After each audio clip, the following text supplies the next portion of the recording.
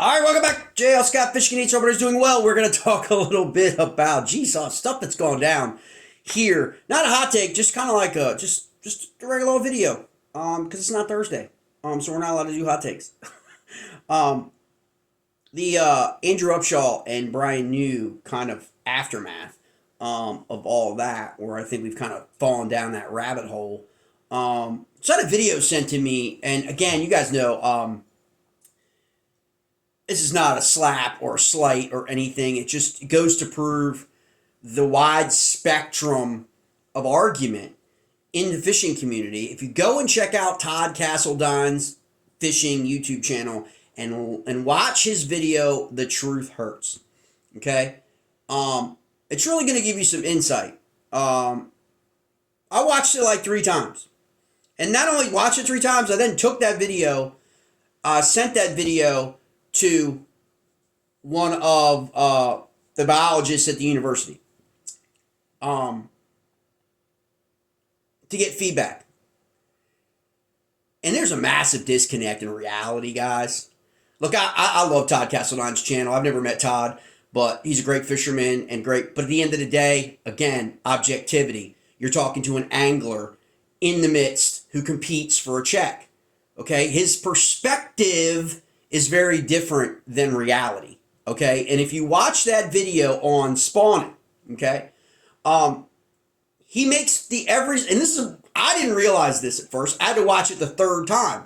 But the professor pointed out to me, he was like, you know, he's basically making the case without knowing he's making the case that what he's doing is wrong. That bed fishing is, in fact, wrong. That bed fishing is, in fact, detrimental to the health of a fishery, potentially, depending upon the fishery. Now, most people will tell you that they've got no problem with you going down and bed fishing on certain lakes in North Carolina and parts beyond because of the spotted bass, the Alabama bass population. Good. Go and bed fish and remove those fish from those lakes. Kudos to you. That's completely different than most 95% of us, okay, in the country, whether it be smallmouth or largemouth, all right, that are not competitive anglers, that are not fishing for a check. We are not professional anglers. We have no skin in other than pride in the sense that we caught a 6-pound or 7-pound bass in springtime, right? It's not part of an event. It's not going to push us over the top. It's not going to put us in the cut line. It's not going to get us a big check. It's not going to get us winning an event. Okay, go back and listen to Andrew Upshaw talking about how 3 boaters sat on a pond for 6 hours bed fishing 3 or 4 beds. Is that what he said? Like, basically, that was it. They were all in. They pushed all their chips in on the table, and they were going to try and land these fish on these beds. Okay, and then, of course, Brian New does what Brian New did. Not kosher, obviously, for anybody. Sportsmanlike, you know, with the trolling motor and whatever side of that argument you take on. Everyone wants to go back and forth between Andrew and Brian and Brian's Facebook post and Andrew Upshaw's response video on YouTube, which got like 65,000 views already, by the way. Kudos to Andrew. Because as a YouTuber, that's what you want, right? I mean, you might as well capitalize on it.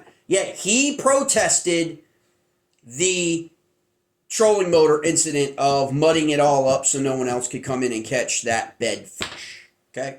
So watch that video and then listen to Todd Castledine's talk about why we all have it wrong. And when I mean by we, I mean those of us who do not believe in bed fishing. Okay? And to correct Todd, I don't think that I'm better than Todd, better than anyone else, simply because I don't fish. I will move away from a bed. I am not throwing or targeting a smallmouth bass on a bed, period. Okay? Doesn't mean I'm better than you. Doesn't mean I'm better than anybody else. Doesn't mean that I'm out like as some like anti-bed fishing evangelist, you know what I mean? Like, no, I that's a conscious choice that I make, and we all have to make those choices.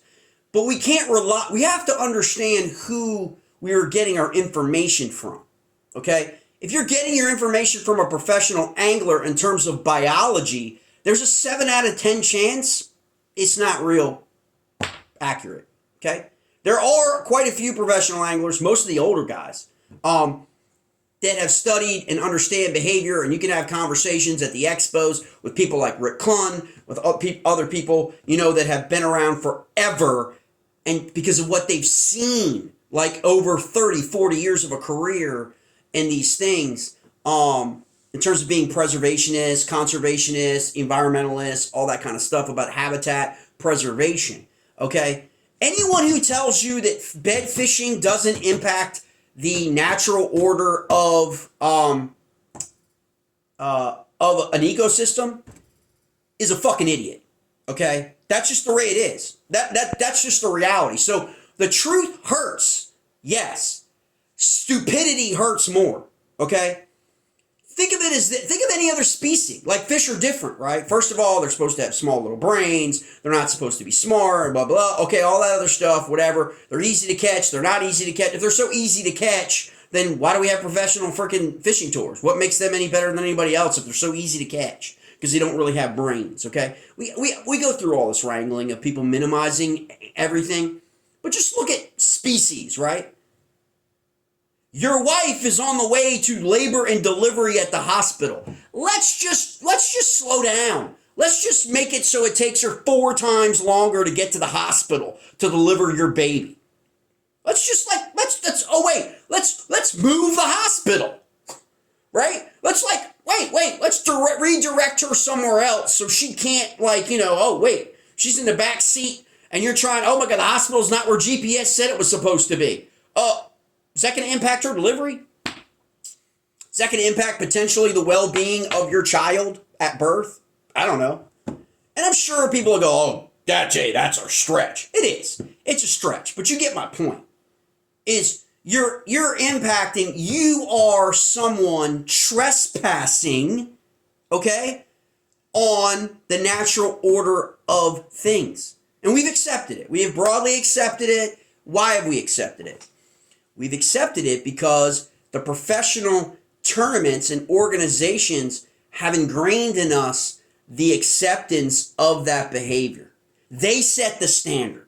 So it's okay to go out on a bed and catch a freaking 10-pound largemouth bass because that's what we want to do. We want to hold it up and take a picture and all that stuff. And that is awesome and great in all those things. But let's keep it real on what actually is happening.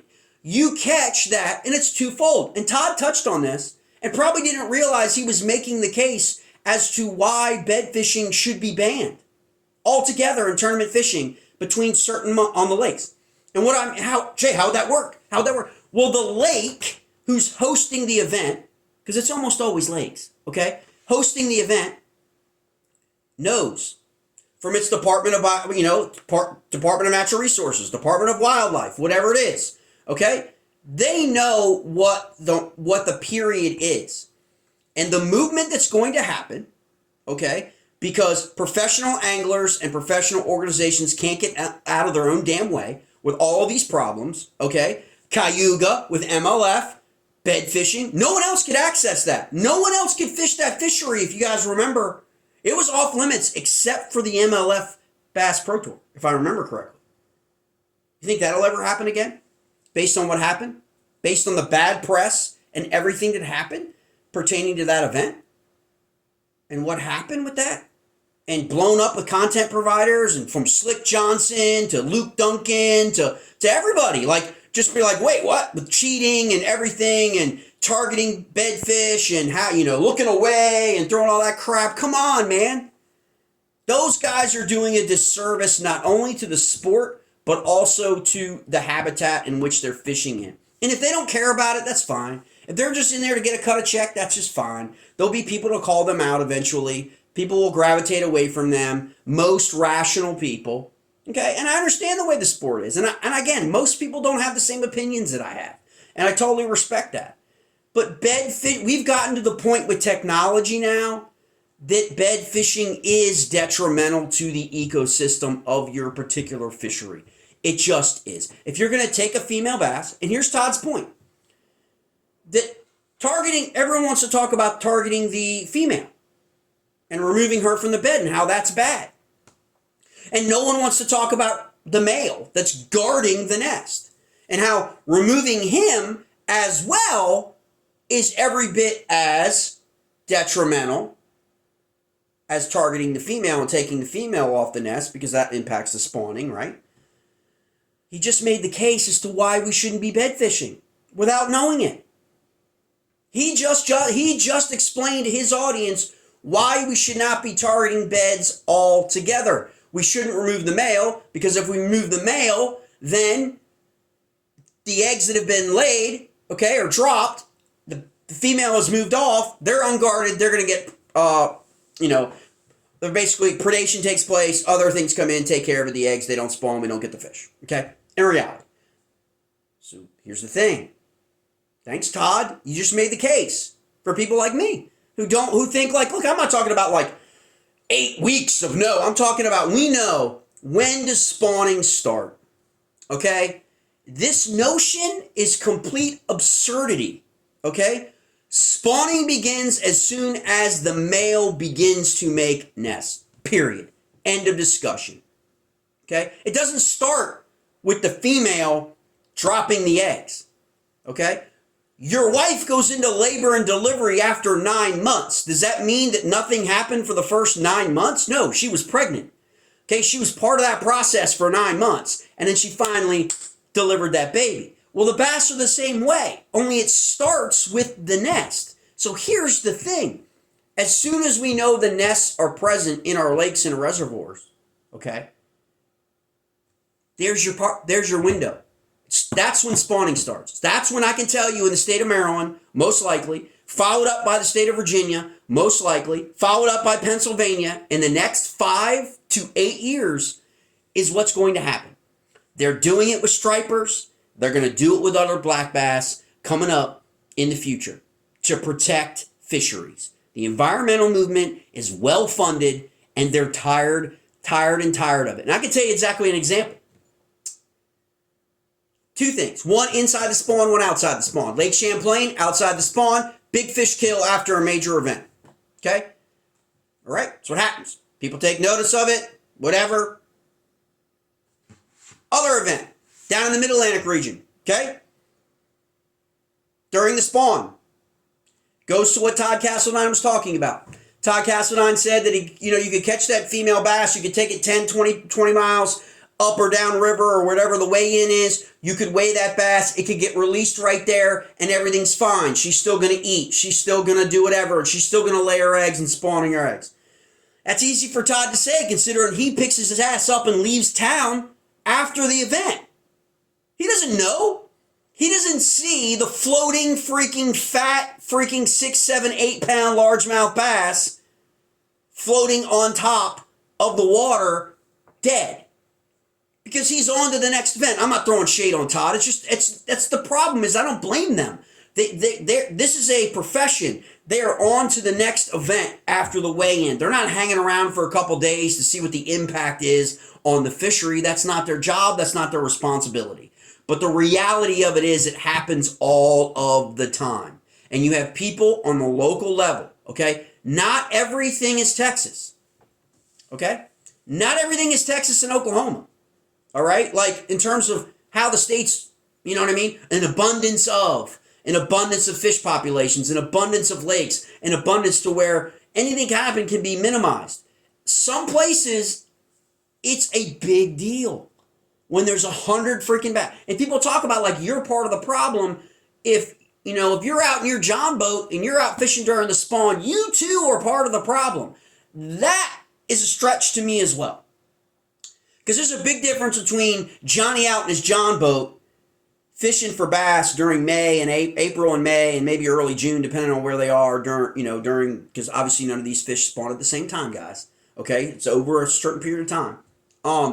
That they are part of the problem. That's a big difference than 250 boaters or 200 boaters at a tournament. And see, this is where I'm getting at.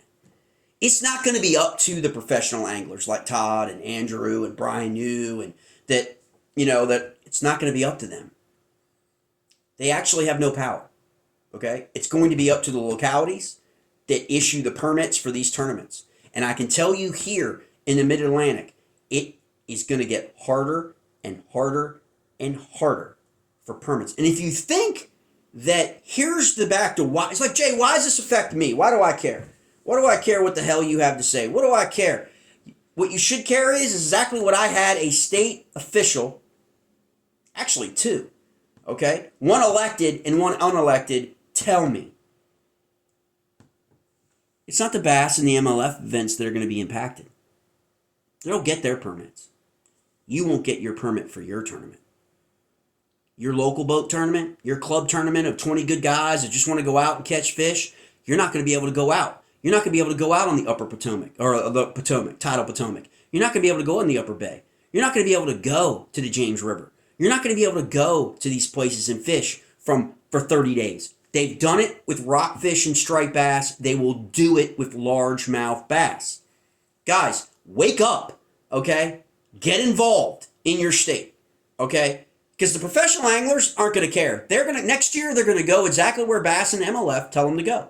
And the year after that, and the year after that, and the year after that. You think they really care about your fishery that they come to once a year? In truth?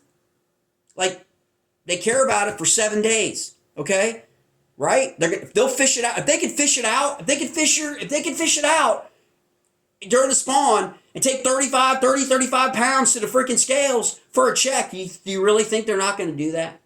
And that's what it's about. Why did those guys sit in that pond on those bedfish? They spent hours and hours and hours targeting a female because they knew if they caught her, she would weigh enough to offset if they'd have gone and caught 2 or 3 other fish somewhere else, right? Can we just be honest? Todd talked about it with the eggs and the big bellies. Why are they targeting those fish? Because they weigh more. It's a tournament. Tournament by weight. They weigh more. I mean, that's the parameter of the tournament. I have no fault. I'm not faulting. I am not faulting it when a tournament commences how anglers target fish. We have to do better in a sense that not allowing those tournaments to be scheduled during the spawn if we really believe that it does negatively, and it may not negatively impact your lake and your reservoir or your state. Okay? And that's fine. That's why we have states. That's why it's a federal system. Okay? That's why we have states. Every state is different. You've seen what Pennsylvania has done with tournaments. Okay? You've seen what Pennsylvania has done with smallmouth. Okay? In their rivers. After April, I think it's like April 8th or whatever. Okay? Where you can't fish for a certain period of time on their rivers for smallmouth. You cannot target smallmouth, okay? These are things that happen. They go under the national radar. People aren't aware, but people build those. These are building blocks for the environmental and protection movement. I don't expect professional anglers to be educated on every state and to know every single state what's happening. Certainly don't blame Todd. I said, but yes, the truth does hurt, Todd, but so does stupidity.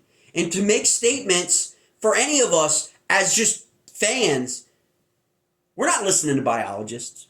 I mean, I took biology in college, so I am. I like listen to my biologists in the States and follow all those guys and engage with those guys. I'm not stupid enough to believe that every angler in the country is listening to a biologist. They're not. Okay? They're listening to their idol. They're listening to the people they look up to. They're listening to professional anglers. And when a professional angler insinuates that bed fishing really doesn't impact the fishery, is just stupid. It just is. It just is. And unless you stay a week or two after your event to understand the impact that 150 to 200 boaters for 5 days fishing off of beds does to a fishery, you don't really have, you really don't have any insight into it. Because those of us who live in areas where we have events that come, both major circuits come. MLF comes from the BFLs 3-4 times to Toyota Series 1 time, Tackle Warehouse Invitational 1 time, maybe the Bass Pro Tour 1 time within the region in our rivers and our lakes and all that good stuff. We're here after they leave, and we see the fish killed. We see fat freaking largemouth bass still with the eggs in or dead. Because she didn't just leave the weigh-in and go about her business and continue her day and drop her. Where's she going to drop her eggs? She's just going to drop her eggs on some random nest somewhere like that she can't find What happens if she can't find a nest? How often do you see in your lake or reservoir or river beds in and around your launch area? Okay? How often do you see that? Oh, it does happen, but how often do you see largemouth bass, let alone smallmouth bass, making beds in a launch ramp area where most weigh-ins happen or where most fish? Now, some MLF does a really good job releasing its fish now with boats back out, okay? But for the most part, most tournaments, most things like that are releasing the fish right there at the boat ramp. How often do you see beds there? Where do you think that bass is going to go where? Yes, it's easy to say that, well, she left healthy. She left the weigh-in alive. After that, our hands are washed. I totally get that. And you should have that mentality. You're a professional angler. I totally get that. But the reality of it is we know what happens to a significant amount. We see it all the time on the Potomac. We see it all the time on the James River. We see it on the Upper Bay. You see it in other places, other lakes like Cayuga. You see it, okay? Now, the question is, what's a reasonable level of fish kill during the spawn? That's the real argument. I'm not saying I don't believe, my personal opinion is I don't think we should target, meaning sitting on beds for hours and hours on end. That's targeting. You're going to catch fish during the spawn. You're going to catch roaming males. You're going to catch female moving to a bed or a female after she dropped her eggs moving off a bed. Totally understand that. When you're targeting beds, it means you're sitting on a bed like Brian New and Andrew Upshaw and the other boat, okay, in that example.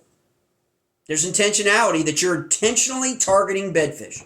That's what I'm opposed to. I know a lot of people don't agree with me, and I totally understand, but if you look at the data, and I know Todd wants to dismiss, and of course he does. Of course, there's always pushback from the professional ranks of bass fishing when there's anything that potentially is going to impact their ability to catch big fish.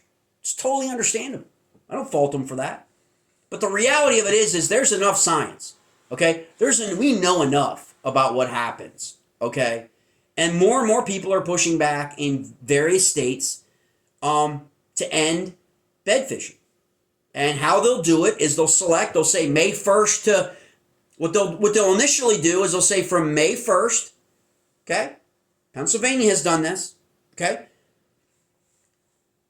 From a certain time, April 8th until June 8th, or April 8th until May 8th.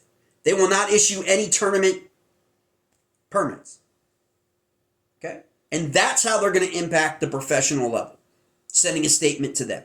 And they're going to take a hit. They're going to be people who argue with me, state legislators that I've talked to. They're like, and local mayors, local council members. They don't want to take the economic impact. They've been tentative, but now the pressure is reaching. So you guys know what's out there. You guys know the climate out there with the progressives and the environmental left out there. If you follow politics, you know how well funded they are. They are putting pressure on every single city council, every mayor, every delegate or legislator from these areas to end tournament fishing. And most people are unaware of it until it happens. Until it happens to you. Until something happens, like up here, Pennsylvania tweaks their wording a little bit in their language on their tournament permitting, and everybody thought, oh my God, Pennsylvania was banning bass fishing. Yeah, it was clickbait, but in reality, there was a little bit of truth to it.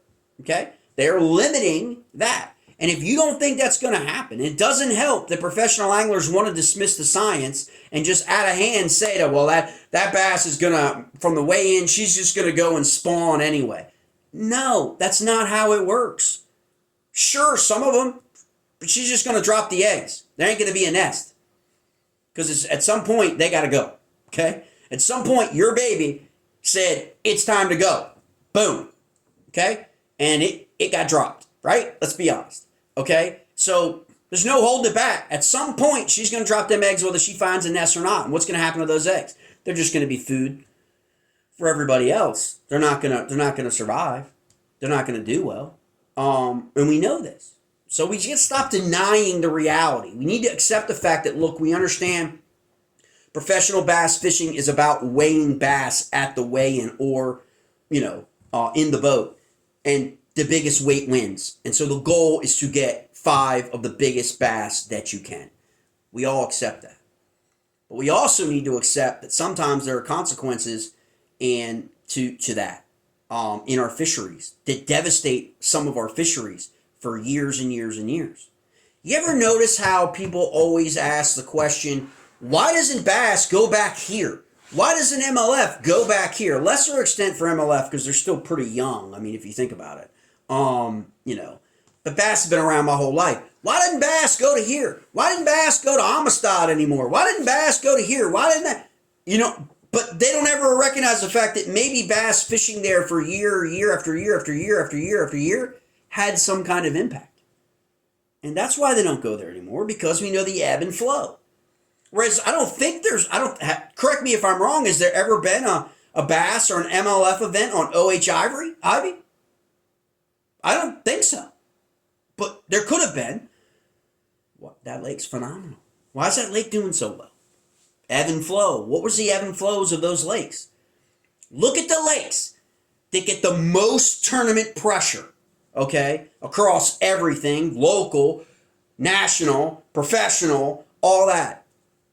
And take a look at them. I bet they're ebb and flow. And want to come back and say that tournament fishing doesn't have any impact whatsoever on a fishery? We need to understand a little bit more about what we're talking about here. We need to bring more people in who actually have the knowledge and the background other than simply fishing. Okay? To understand why, what's the impact on grass? What's the impact on fisheries? What's the impact on forage species? What's the impact on sustaining the populations through spawn? Okay? Not throwing shade at Todd. Okay? I just fundamentally disagree with the assessments being made blanketed. Now, that could be true in like I said, I think he fishes more in Texas. So some of that could be true in Texas, but not be true back here in the East. So, I mean, I'm not, I have to balance that out with like what they're seeing and go and looking at Texas's parks and stuff and what they're doing with their wildlife resources and what they're seeing. They got some of the best in the country. They got some of the best lakes, so fundamentally, no offense, but they're spoiled because most states don't have that level of commitment, guys, that Texas has. They don't. And so it's left to localized levels, okay, and funding and that kind of stuff. But when you see these fish kills and you see this stuff happening during the spawn, and then you go to these meetings and you hear people talk about how passionate they are about ending tournament fishing. Look, these people want to end tournament fishing altogether, but they know they can't do that from the jump. So they're going to start somewhere. And they're going to start with the most logical place that's going to cause rational people who don't fish and who vote to be like, wait, what? They're doing what to female fish? They're removing them from their beds? What? The fish kill rates are what? That's how it works. And it had nothing to do with the professional fishermen. They don't got a voice. They don't even have a voice in their own organization, guys. Do you really think they have a voice when it comes to whether or not a state bans or county or bans fishing during the spawn? Because it's coming. Okay? And so I want my audience to understand it's coming. If you live where I live, it's coming. We just saw the regulations change for striped bass. Okay? I can tell you right now, there's a black bass committee in Maryland. Okay? There's one being formed in Virginia between guides and anglers and advocacy group. Okay? And these are people, you want to think for a second about the deviation here. Guides versus professional anglers. It's in a guide's livelihood who guides on a fishery every single week to ensure that that fishery is sustainable. Those are the guys who want to protect beds that I've talked to, okay? And I've listened to at hearings, and I've listened to people tell me what was said, okay? Professional anglers fish an event for 7 or 10 days. They come in the week before the event. They pre-fish. They fish their event for 3 days. They leave. Who has more of a vested interest in the sustainability and the future of that particular fishery? Remember these guys? Next schedule comes out for next year. That lake may not even be scheduled. The guides, that's their livelihood, guys. So where do you think they fall? Where do you think they fall on this whole argument of bed fishing, targeting bass on beds, removing bass from beds, whether it be a male or female, the guard, whether it be guarding the eggs, removing him, or taking the female while she still has eggs, doesn't have an impact on a fishery at all. Think about that. Do your own research. Some of you might not care, and I get it. Some people don't care. They just want to go out and catch a big fish. They don't care about the environment. They don't care about their fishery. They don't have any vested interest other than catching a big fish that they can brag about on Instagram and social media. I totally get it. Okay? I totally get that. I don't think that's the overabundance of people, really, when you break it down, because when they go, oftentimes those people are the very people who want to send me a message that I've seen on their own social media and complain about not being able to catch fish. Like, okay. Right? I used to be able to catch fish at Lake XYZ. Now we can't catch any fish. I don't know what's going on, what they're doing, what's going on. You're part of the problem, bro. Like, a small part. Not a big part, but a small part. If you're taking fish off beds and, you know what I mean? It's one thing if you take a fish off a bed, I guess, like middle ground.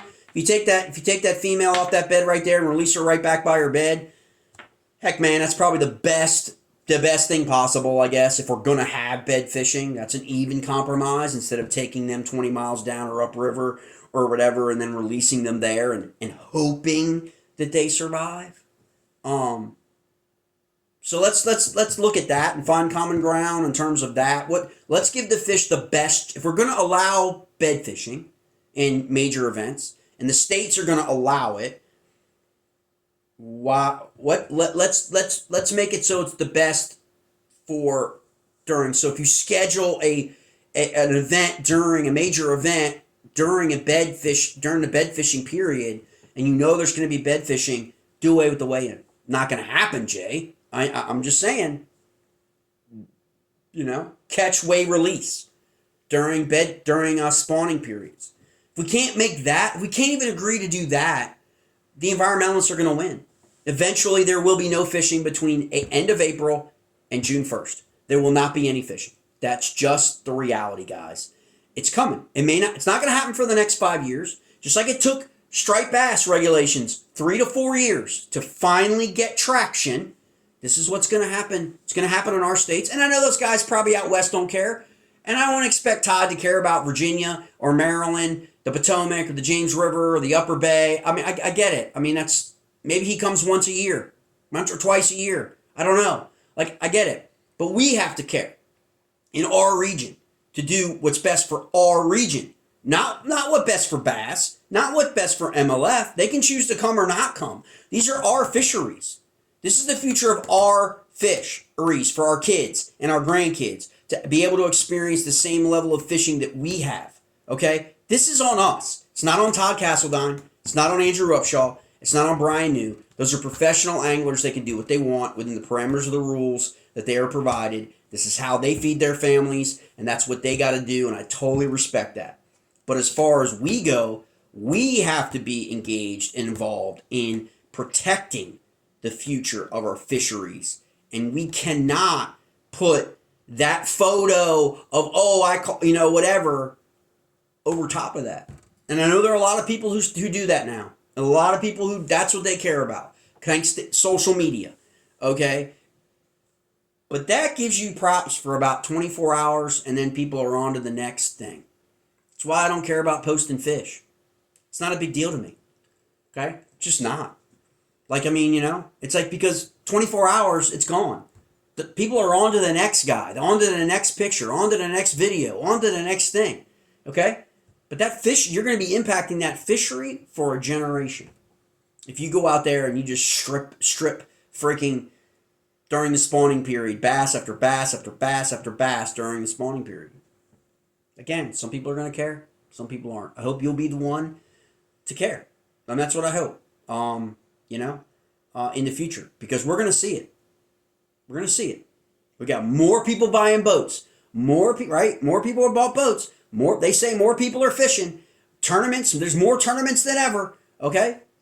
For us to act like this is not going to have an impact on our fisheries, again, the truth hurts. Okay? But stupidity hurts more.